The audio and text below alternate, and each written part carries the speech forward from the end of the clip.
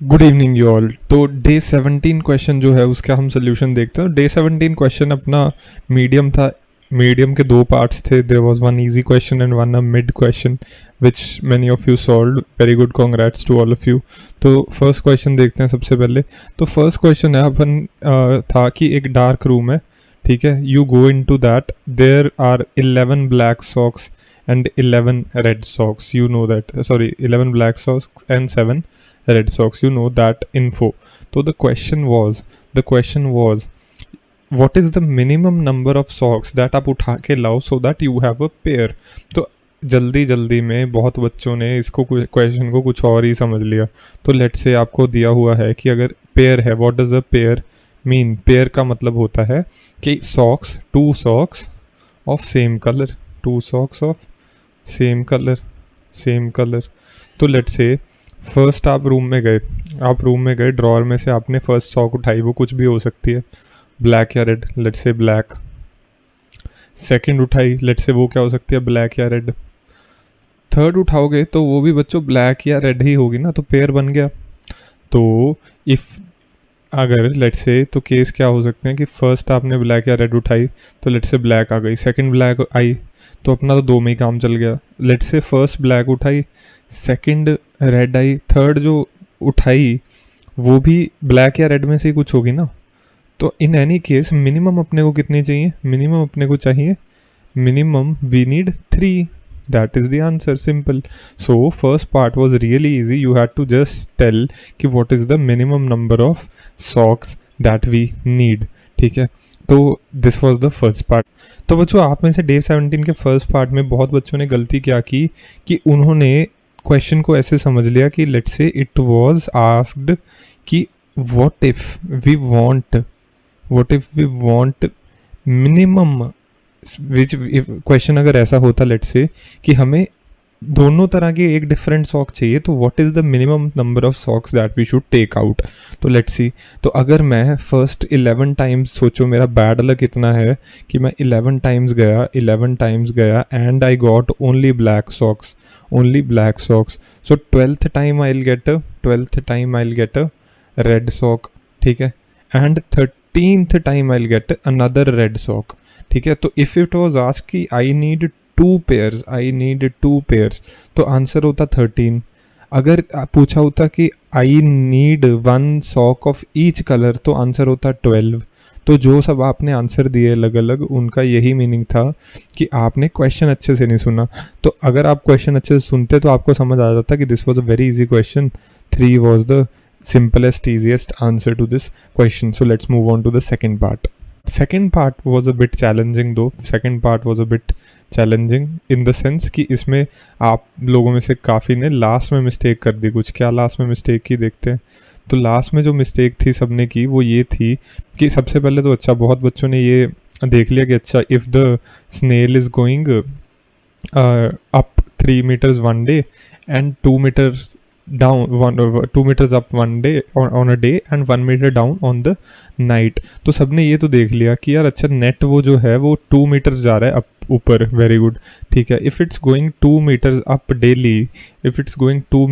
daily, सो जो ये सोचो पहले कि 29 डेज, सॉरी से 14 डेज में कितना कवर करेगा।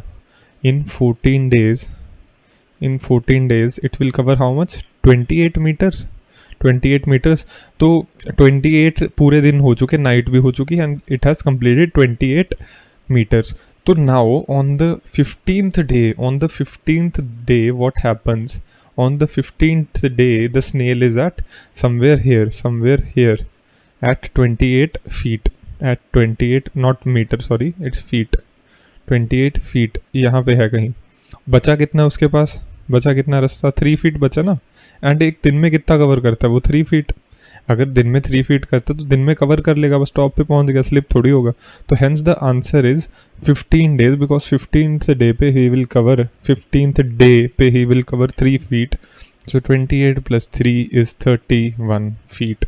This is the answer to this question. Very easy question. I guess all of you agree to that. It wasn't that tough of a question. But ये दोनों क्वेश्चन ऐसे tricky थे, silly mistakes बहुत लोगों ने किया, आप में से ऑलमोस्ट सब ने एक क्वेश्चन इसका गलत किया. Very rare I got some of the people who got it both right. So let's move on to the question for day 18th. ये 18th क्वेश्चन है जो this will be a bit hard today but I think most of you can do it. So question क्या है, अपने पास 8 balls हैं, 8 balls हैं, ठीक है. इन 8 बॉल्स की स्पेशलिटी क्या है, they are all identical. Identical means same shape colour size weight, same shape and size and colour. Okay, this is the identical balls meaning, ठीक है. और इन बॉल्स की स्पेशलिटी क्या है, एक जो इसके क्वेश्चन है, क्वेश्चन इज कि these balls all of these are equal except one, equal in weight. So let's say these are lightweight, 7 of them are lightweight, ठीक है. And 8th one is a bit slightly heavier. We don't know which one is that.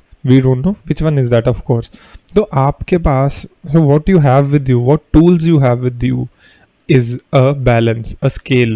तो आपने कईयों ने देखा होगा scale कुछ ऐसा, लेट्स से ऐसा, इसको बोलते हैं हम बैलेंस बोलते हैं, तराजू बोलते हैं हिंदी में. So this is a balance, ठीक है, बैलेंस काइंड ऑफ थिंग. तो इस बैलेंस में we can put any number of weights, any number of balls and compare the weights. तो let's say अगर आप एक LL डाल दोगे, एक light and light डाल दोगे, तो this will balance.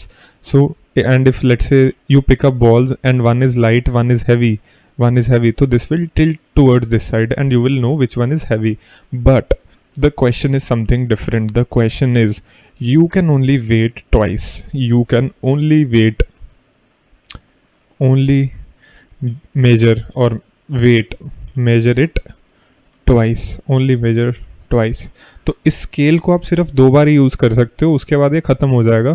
तो you have to tell me the strategy, how do you plan to identify which weight is the heavier weight. So you can use any combination, anything कि let's say आपने पहले 2 कर लिए या 3 कर लिए या 4 कर लिए, whatever. You have to tell me how will you find out which ball is heavy by just measuring the balls twice. You can do the thing only twice. That's the question. I hope there's no confusion in that, but if there's still something there, I'll write it down in the description. कई बार हो जाती है गलती, but question is straightforward. You have 8 balls, all identical in shape and size and color, so you won't be able to tell which one is heavy, but one is heavy, ठीक है. And you have to use the scale to identify which one is heavy in just 2 operations. आपको सिर्फ 2 बार कुछ करना है ऐसा जिससे आप बता पाओ कि ये हैवी है. तो मेरे को जानना है कि आप क्या करोगे, कि फर्स्ट आप कौन सी बॉल्स या कितनी बॉल्स या क्या रखोगे. सेकंड आप क्या करोगे, एक में कर सकते हो तो वेल एंड गुड, बट इसमें कुछ ऐसा लक वाली चीज़ नहीं है कि सर लकी हो गया तो मेरा ऐसा हुआ कि इधर एक एल आ गया, एक एच आ गया तो मेरे को पता चल गया. You can be lucky, but I am saying कि let's say luck is not on your side. So how do you sure know which ball is heavy without using any luck also, with a strategy? Let's see who can solve it. It's a bit hard, but I think most of you can do it if you solve it. Let's see.